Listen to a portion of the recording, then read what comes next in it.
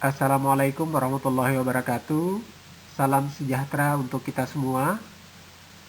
Terima kasih kepada rekan-rekan mahasiswa yang mengikuti mata kuliah teori perkembangan gerak dimanapun berada, khususnya mahasiswa IKI PGRI Pontianak.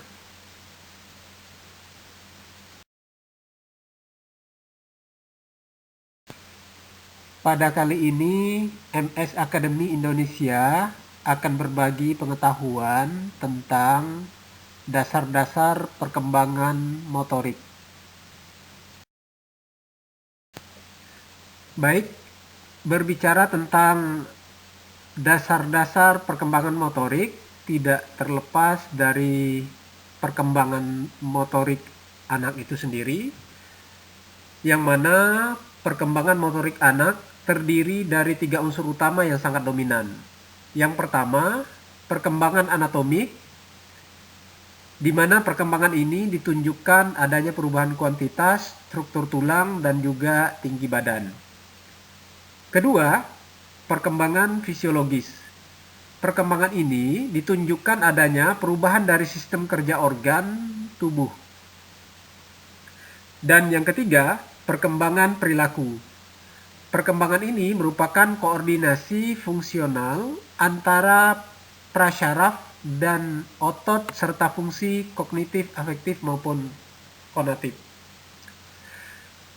Dalam perkembangan kemampuan motorik ada beberapa hal yang menunjang atau sumbangan kemampuan motorik. Yang pertama, kesehatan yang baik. Yang kedua, katarsis emosional. Ketiga, kemandirian. 4, hiburan diri. Dan juga sosialisasi diri dan konsep diri.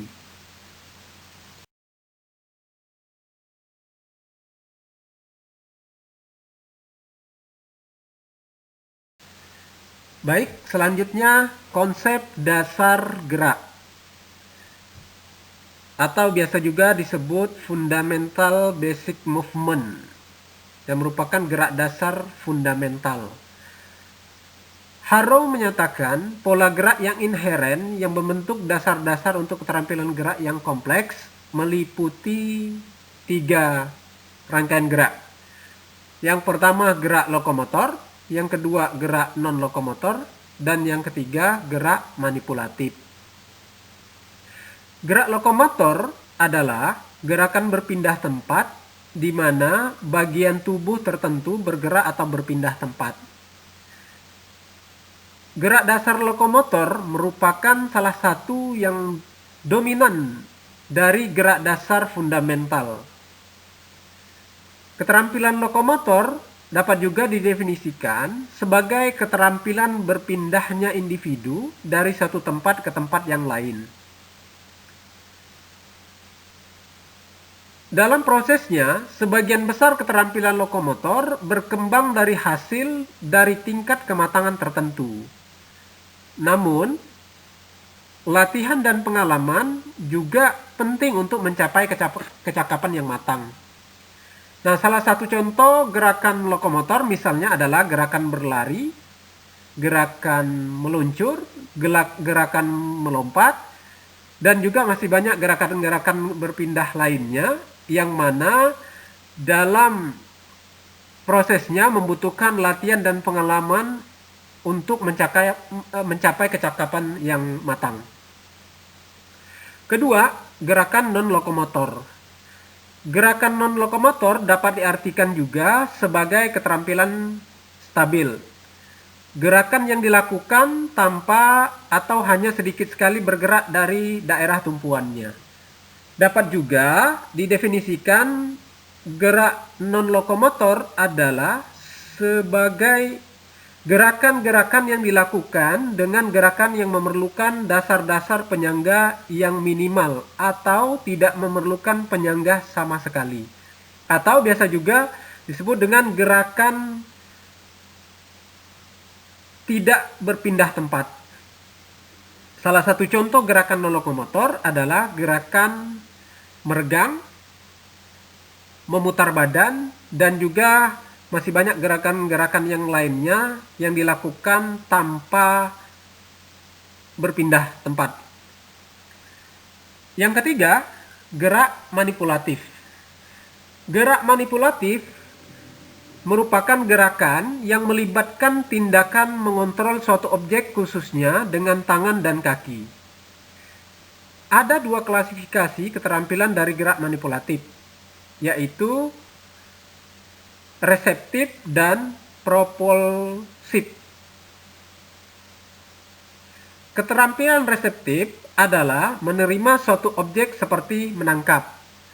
Dan keterampilan propulsif memiliki ciri pengarahan gaya atau kekuatan terhadap suatu objek, seperti memukul, melempar, memantul, atau menendang.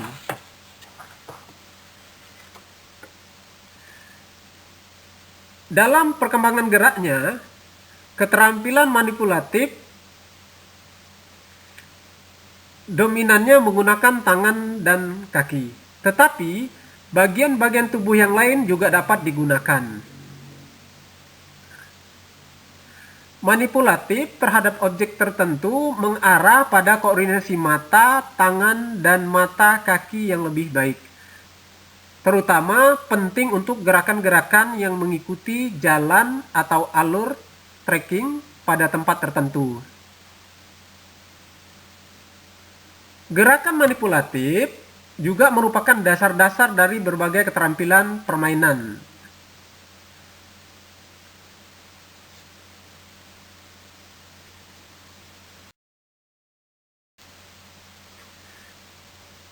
Berikut dipaparkan tentang beberapa macam gerakan pada gerak dasar fundamental, di mana gerak dasar terdiri dari gerak lokomotor, gerak non-lokomotor, dan juga gerak manipulatif, sebagaimana yang telah dipaparkan pada slide sebelumnya.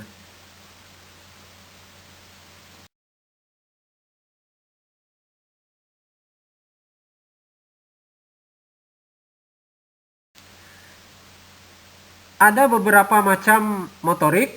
Yang pertama, motorik statis, yaitu gerakan tubuh sebagai upaya untuk memperoleh keseimbangan. Misalnya, keserasian gerakan tangan dan kaki pada waktu kita sedang berjalan. Yang kedua, motorik ketangkasan, yaitu gerakan untuk melaksanakan tindakan yang berwujud ketangkasan dan keterampilan. Misalnya, gerakan melempar dan juga menangkap. Yang ketiga, motorik penguasaan, yaitu gerakan untuk mengendalikan otot-otot, roman muka, dan lain-lain. Ada beberapa macam motorik. Yang pertama, motorik statis, yakni gerakan tubuh sebagai upaya untuk memperoleh keseimbangan. Misalnya, keserasian gerakan tangan dan kaki pada waktu kita sedang berjalan. Yang kedua, motorik ketangkasan. Motorik ketangkasan merupakan gerakan untuk melaksanakan tindakan yang berwujud ketangkasan dan keterampilan. Misalnya, gerakan melempar dan juga menangkap. Yang ketiga, motorik penguasaan, yaitu gerakan untuk mengendalikan otot-otot roman muka dan lain-lain.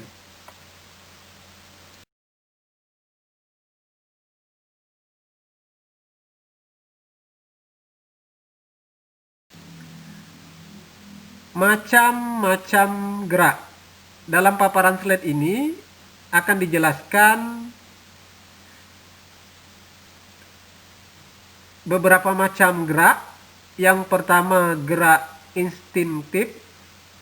Yang kedua, gerak refleks. Dan yang ketiga, gerak spontan.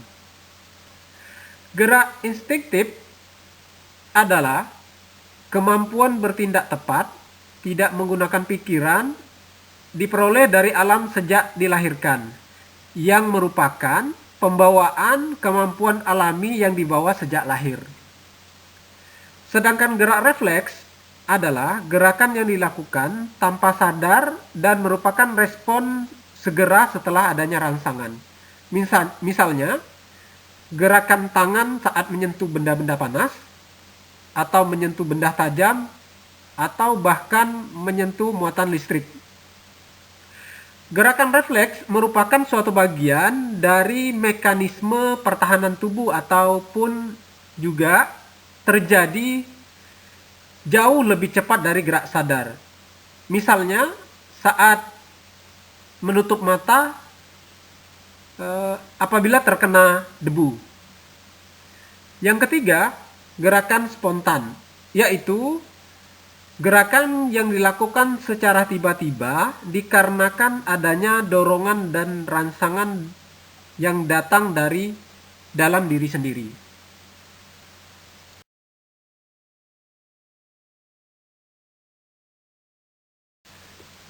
Tahap-tahap perkembangan motorik.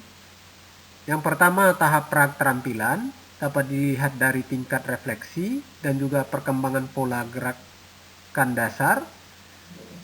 Yang kedua, tahap perkembangan keterampilan. Dan yang ketiga, tahap keterampilan, yaitu penghalusan keterampilan.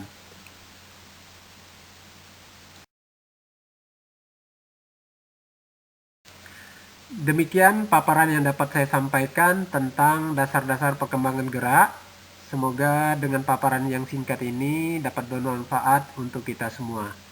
Akhir kata, saya akhiri. Wassalamualaikum warahmatullahi wabarakatuh. Demikian paparan slide yang dapat saya sampaikan tentang dasar-dasar perkembangan motorik.